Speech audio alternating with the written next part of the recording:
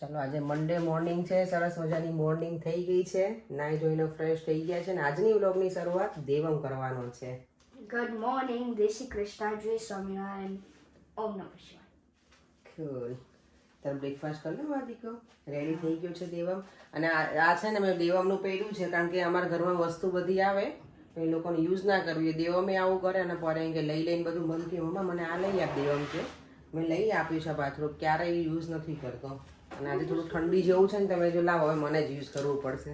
આ થોડી small size છે ને તો આમ સારું પડે, કામ કરીએ ને ત્યારે કમ્ફર્ટેબલ રહે. એટલે તો આજે તો મારે છે ને દેવમના લંચમાં કાંઈ બનાવવાનું નથી, બિકોઝ એને છે ને ઇડલી લઈને જવી છે. અમે લોકો શું કહેવાય, મને અને દેવમને સાઉથ ઇન્ડિયન બધું બહુ જ ભાવે.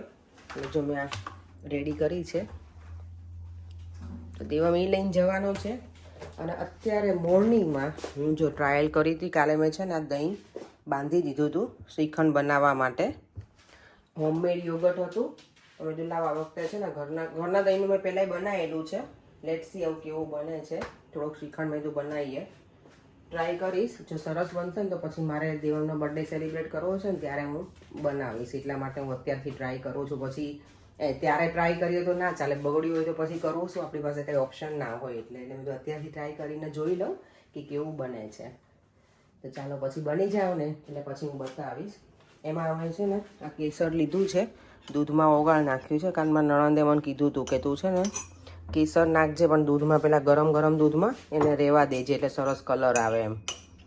તો મેં એવું કર્યું છે. હવે લેટ્સી કેવું આવે છે. અને દૂધ ઓછું જ લેવું પડે ને ત્યાર પછી શ્રીખંડની શું કહેવાય રબડી બની જાય. એટલે તારા ફટાફટ બનાવી લઉં. અને દેવમ એનો બ્રેકફાસ્ટ કરવા બેસી ગયો છે. મમ્મા, તમે શું બનાવે છે? હું બેટા છે ને શ્રીખંડ બનાવું છું, મસ્ત મજાનો કલરફુલ.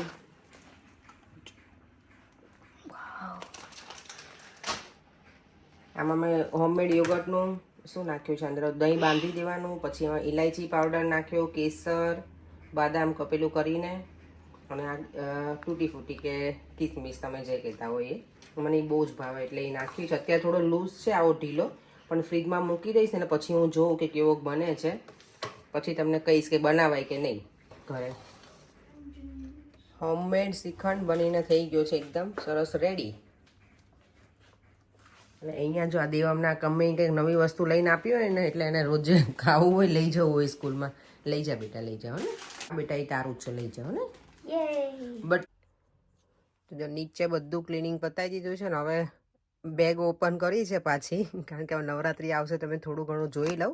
ચણિયા ચોળીને એવું કે મને કઈ પહેરવાની છે ને એ તેટલું નીકાળીને રાખું. જો આ હું કેટલા વખતથી કુર્તી લઈને આવી છું ઇન્ડિયા. હું 22માં ગઈ હતી ને ત્યારે કે મેં તો પહેરીશ, પણ હજી સુધી એકેય વખત મેં પહેરી નથી આને.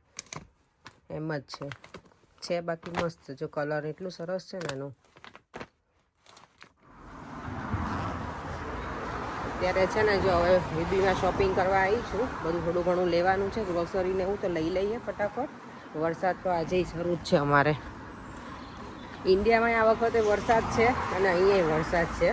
તો નવરાત્રિમાં અમારે અહીંયા તો શું હોય, પેલા હોલમાં હોય ગરબા એટલે ચાલે. છે ને આપણે ત્યાં ઇન્ડિયામાં તો કેવું છે, બધા પેલા આપણે ઓબ્વિયસલી પાર્ટી પ્લોટમાં એમાં ગરબા થતા હોય તો બિચારા ચણિયાચોળીનો જેને બહુ શોખ હોય અને નીચે ઘેરવાળા ચણિયાચોળી પહેર્યા હોય તો કેવી હાલત થાય વરસાદમાં. અંદર હોય તો વાંધો ના આવે શોખમાં ને. તો હોપફુલી નવરાત્રિમાં વરસાદ ના આવે એવી ભગવાનને પ્રાર્થના કરીશું આપણે બધા. અને જો બીબીમાં પહોંચી ગયા છીએ હવે. અહીંયા આવો ને ત્યારે અમુક વસ્તુ એવી હોય કે ઘરેથી યાદ હોય પણ અહીંયા આવીએ ને ત્યારે ભૂલી જઈએ કે શું લેવાનું હતું એ.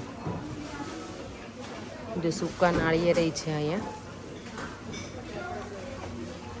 અને આપણી પેલી મીઠી આંબલી આવે ને કાતરા અને જો હે પાકેલી આંબલી.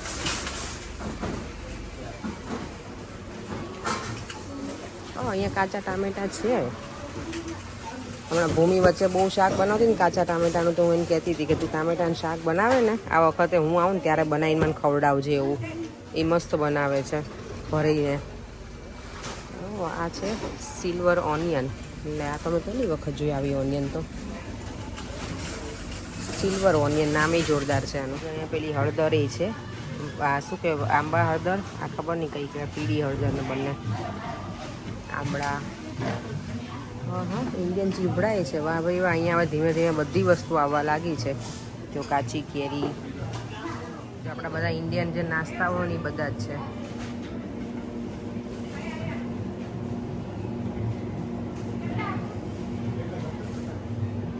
અહીંયા જો નવરાત્રિના દાંડિયા આવી ગયા છે અને જોડે જોડે દિવાળી માટે દીવડા પણ આવી ગયા છે. જે તોરણ ને લાઇટિંગ ને બધું જ છે. પૂજાની થાળી પણ છે અહીંયા. હા નાઈસ છે. જો આ હું આવું ઇન્ડિયાથી લઈને આવી છું, મારી પાસે છે આવી પ્લેટ. તો દીવડા નાઈસ છે માટીના.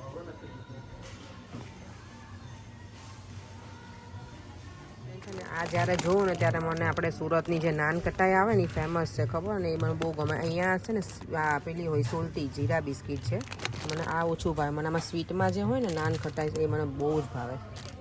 અહીંયા એવું છે નહીં. જો બાકી ખારીને બધું જ છે અહીંયા. ઓ યસ અહીંયા પ્લેન છે. એટલે આ એટલી ગળી ના હોય, નોર્મલ પેલામાં હોય છે આઈ થિંક.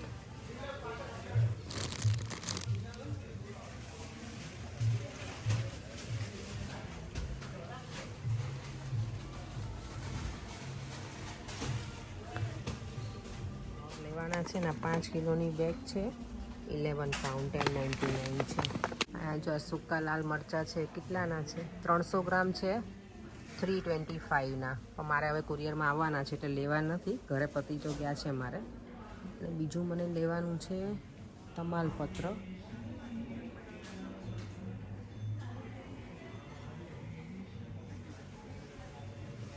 જો અહીંયા બધું બ્લેક પેપરનો ગ્રાઇન્ડેડ પાવડર ને બધું જ છે.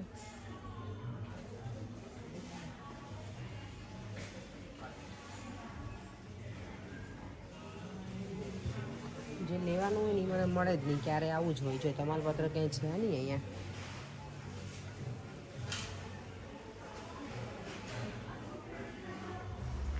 દીદીની શોપિંગ ડન થઈ ગઈ અને હવે લીડલની શોપિંગ બાકી છે. થોડું ઘણું શું કહેવાય ટામેટાને એવું લેવાનું છે તે લઈ અને પછી ઘરે ઉપડીએ, કારણ કે દેવમને આજે મને ટ્યુશનમાં મૂકવાનું છે. એટલે અત્યારે જ હું છે ને કુકિંગ એવું કરી નાખીશ, તો ઇવનિંગમાં શાંતિ ઘરે આવે ને પણ થોડીક વાર એની જોડે રહેવાય. આજે એને છે ને મેથ્સનો ક્લાસ પણ છે સ્કૂલમાંથી, તો એ 4:30 ફિનિશ કરવાનો છે. એટલે પછી એના 5:30 ટ્યુશન છે, એટલે 1 કલાક જ એ ઘરે રહેશે મજૂર. જો અહીંયા છે ને આવી મકાઈ પણ મળે. આ સ્વીટ છે કોર્ન ઓન ધ કોબ, આ 49 પેન્સના છે. અને આજે આ મેં લીધા છે, આજે ઓફરમાં છે ને એટલે કંઈક 69ના. તો આજની બધી શોપિંગ પતાવી દીધી છે. ગ્રોસરી વેજીટેબલ છે થોડું લઈ લીધું છે, અને થોડુંક દેવામને ભાવતી વસ્તુ લઈ લીધી છે. અને આવું બધું ભાવે, સ્નેક્સ ને આઈસ્ક્રીમ ને. આઈસ્ક્રીમ પતી ગયો તો એ લઈને આવી છું. નોર્મલી જો મારું ઘરે હોઉં ને ત્યારે આવું રૂટીન હોય મારું, ડેલી રૂટીન.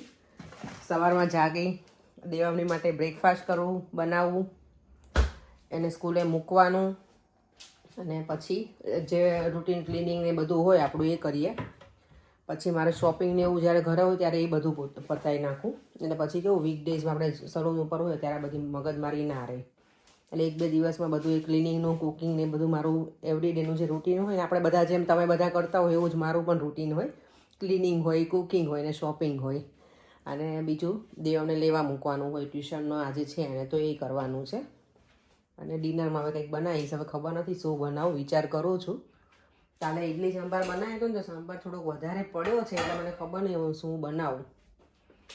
અને હા, મેં કાલે છે ને કીધું હતું કે હું સોજીની ઇડલી બનાવીશ, પણ પેલી ઇડલી પછી ઇનફ હતી એટલે મેં સોજી પલાળેલી બનાવી નહોતી, પણ મેં ફ્રીજમાં મૂકી દીધું. અત્યારે હવે જોઉં છું એના ઉત્તપમ બનાવી નાખીશ, દેવામાં આવશે ને એટલે. તો અત્યારે હું બધું છે ને મારો કેપ્સિકમને લઈને જ આવી છું, એટલે એને ગમશે. અને જો દાડા મેં લઈ આવી છું એના માટે. કલર તો સરસ છે, અંદરથી નીકળે એવું સાચું. હવે ટામેટા છે, પછી બીજું શું, હા સ્વીટ કોર્ન લીધા છે, ફ્રેન્ચ ફ્રાઈઝ, અને આમાં મેથીની ભાજી લઈને આવી છું. આજે જો આ બધી શોપિંગ કરીને આવ્યા છીએ. જો અહીંયા અમારે ક્રેકજેક મળે છે, દેવમને આ ગમે દાડામ, એટલે એ લઈને આવી છું. મેથીની ભાજી અત્યારે સાફ કરીને મૂકી જ દઈશ, કારણ કે અને યસ મને છે ને બીજીમાંથી આમ મળી ગયા હતા પછી તમાલપત્ર. મેં ત્યાં જે કામ કરતા એને પૂછ્યું તો એ લોકોએ મને બતાવ્યું કે કઈ જગ્યાએ છે, એટલે એ લઈને આવી જઈ છું. અત્યારે છે ને કેટલા 4 વાગી ગયા છે. દેવામને હવે સ્કૂલેથી લેવા જવાનો ટાઈમ થઈ ગયો છે. લઈને આવીશ દેવામને, થોડી વાર રહેશે તો પાછું એને હું ટ્યુશનમાં મૂકવા જઈશ. એટલે આજનો દિવસ બિઝી જ છે મારે. અત્યારે વરસાદ નથી એટલે સારું. સવારમાં તો દેવામને સ્કૂલે જવાના ટાઈમે વરસાદી આજે બહુ જ હતો. How was your dance class today? School તો તારી ફિનિશ થઈ ગઈ હતી રાઈટ? પછી ડાન્સ ક્લાસ હતો ને, કેવું રહી? મજા આવી બેટા? ઓ માય ગોડ, અત્યારે તો જો પવન છે કઈ ઠંડો. આજે બધા છે ને સ્કૂલ ગેટ બંધ હતો ને એટલે બધા પેરેન્ટ્સ ભાગે છે હવે. અહીંયાથી કોઈ ઓપન નહોતો કર્યો ને દેવા. ચલો તો હવે અમે ઘરે જઈએ. અને અહીંયા શું જો અત્યારે દેવામને ઘરે લઈને આવી ગઈ છું સ્કૂલેથી. અને હું છે ને કોમેન્ટ રીડ કરતી હતી. તો એકની કોમેન્ટ છે તૃપ્તિ સાંઘવીની. એમની કોમેન્ટ એવી છે કે તમારા ઘરથી સ્ટેશન કેટલું વોક થાય છે અને પછી તમે ઓવરઓલ કેટલું વોક કરીને જાઓ છો, એમ ગુડ હેબિટ છે. તો મારા ઘરથી તો સ્ટેશન 10 to 12 મિનિટ્સ વોક છે.